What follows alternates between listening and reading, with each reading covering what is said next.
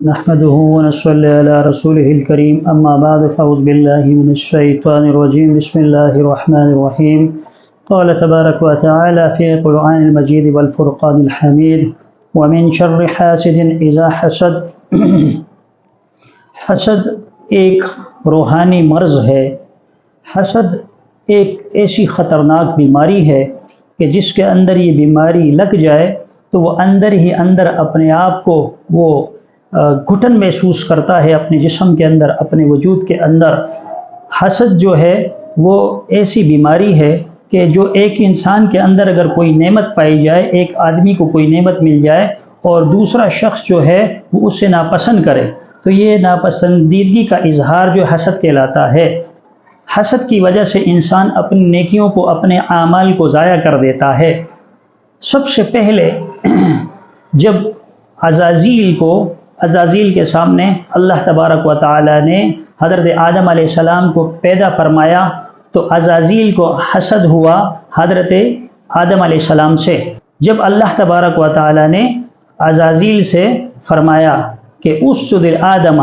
حضرت آدم علیہ السلام کو سجدہ کیجئے، فسجد الملائکۃ الا ابلیس، تو سارے فرشتوں نے سجدہ کیا الا ابلیس، سوائے ابلیس کے۔ عزازیل جس نے عرش پر ایک بھی ذرہ برابر بھی جگہ نہیں چھوڑی، ساری جگہ پر اس سے سجدے کیے، حالانکہ وہ رؤوس الملائکہ بن گیا، یہاں تک کہ رؤوس الملائکہ بن گیا اور مقربین میں بن چکا تھا۔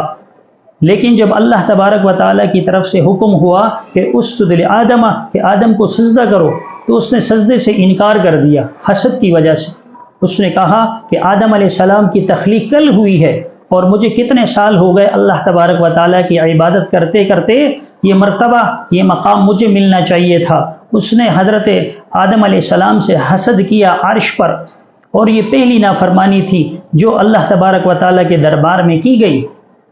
حسد کی وجہ سے اللہ تبارک و تعالیٰ نے اس پر لعنت فرمائی، اور اللہ تبارک و تعالیٰ نے قرآن مجید فرقان حمید میں اس کا نزول فرمایا، کہا کہ ان علیک لعنتی الی یوم الدین،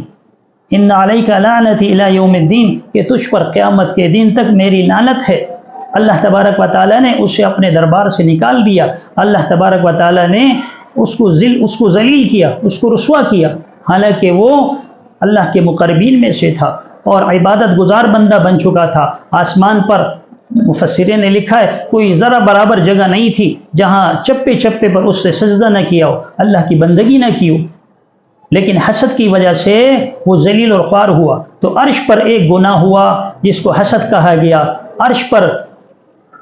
حضرت آدم علیہ السلام کے سامنے حضرت سجدہ کرنے سے جب انکار کیا تو حسد ہوا آدم علیہ السلام سے۔ اسی طرح ایک گناہ ہوا حسد کا فرش پر، یعنی روح زمین پر۔ اللہ تبارک و تعالیٰ کے ہاں قانون یہ تھا کہ حضرت آدم علیہ السلام کی جب اللہ نے تخلیق فرمائی تو اللہ تبارک و تعالیٰ نے ایک نظام بنایا۔ حضرت حوا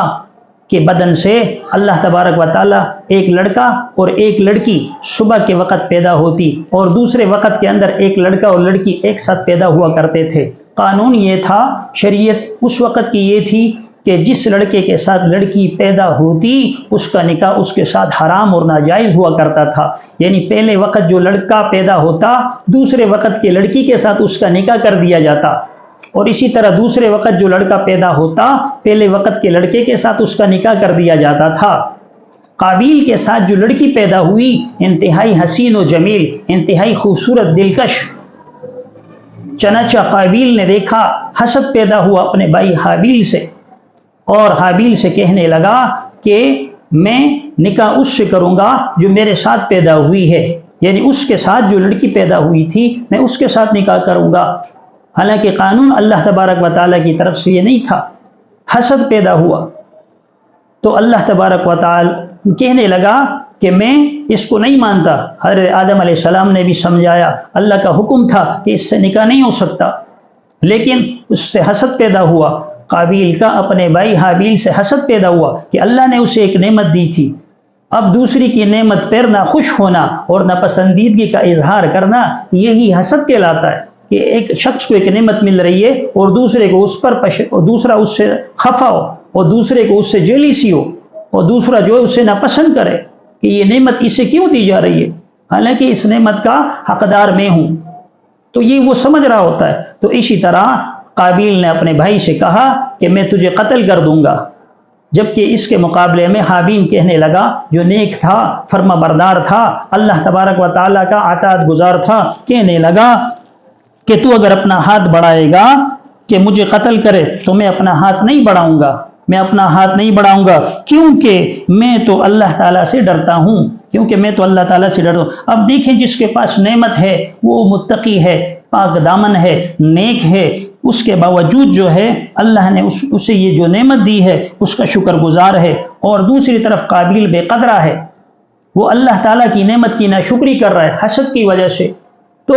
قابیل ذلیل ہوا حسد کی وجہ سے، قابیل رسوا ہوا حسد کرنے کی وجہ سے۔ حسد ایسی گناہ ہے، نبی کریم صلی اللہ علیہ وسلم نے فرمایا کہ اس کی وجہ سے انسان اپنی نیکیوں کو اس طرح جلا دیتا ہے جس طرح آگ سوکھی لکڑیوں کو کھا جاتی ہے، حسد نیکیوں کو اس طرح کھا جاتی ہے۔ اللہ تبارک و تعالیٰ سے دعا ہے کہ اللہ مجھے اور آپ کو، سب مسلمانوں کو حسد کی اس برائی سے محفوظ رکھے، آمین۔